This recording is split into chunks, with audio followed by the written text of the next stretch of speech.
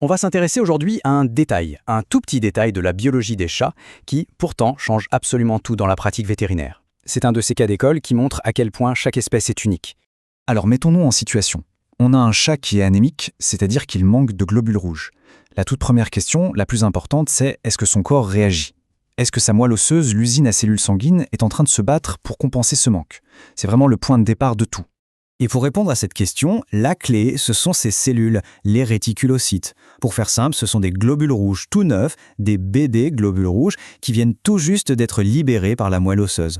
Normalement, chez la plupart des animaux, c'est assez simple. On fait une prise de sang, et si on voit plein de réticulocytes, eh bien c'est une super nouvelle. Ça veut dire que l'usine tourne à plein régime pour combattre l'anémie. C'est le signe classique d'une régénération active.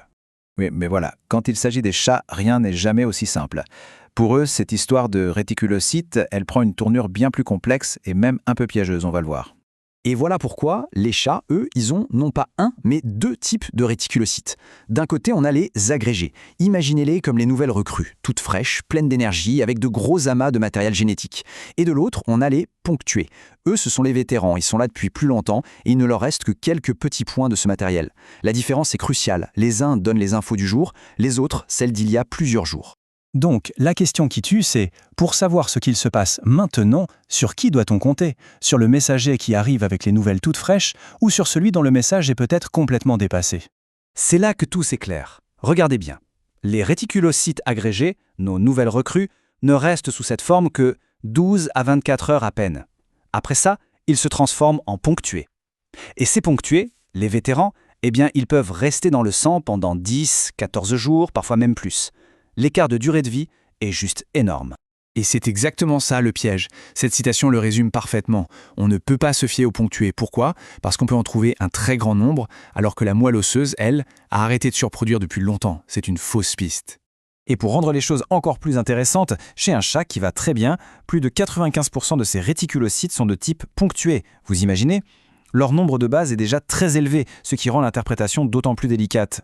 Du coup, comment on s'en sort? Eh bien, il y a une règle d'or, une procédure très claire. On utilise une coloration spéciale pour bien voir le matériel génétique dans les cellules. Et ensuite, la règle est simple. On ne compte que les réticulocytes agrégés. On ignore volontairement tous les autres, les ponctués. C'est ce comptage très sélectif qui donne la seule information fiable, celle en temps réel. Et le plus fou dans tout ça, c'est que cette particularité, cette histoire de double type de réticulocytes, c'est une spécificité quasi exclusive aux chats. C'est vraiment leur signature biologique. D'ailleurs, ce tableau le montre très bien. Prenez le chien. Il n'a que des agrégés, donc pas de confusion possible. Le cheval, lui, en libère très peu, même quand il est anémique. Et les bovins, on n'en voit quasiment jamais. Le chat est vraiment à part. Donc s'il y a une seule chose à retenir de tout ça, c'est celle-ci. Pour savoir si un chat est en train de se battre contre son anémie, pour avoir l'histoire en direct de sa moelle osseuse, il n'y a qu'un seul chiffre qui compte, celui des réticulocytes agrégés. Et ça nous laisse avec une question assez fascinante, non? Cette spécificité du chat nous rappelle que chaque animal a son propre mode d'emploi biologique. Se demander quels autres secrets de ce genre on ignore encore, c'est sans doute le meilleur moteur pour continuer à améliorer la façon dont on prend soin d'eux.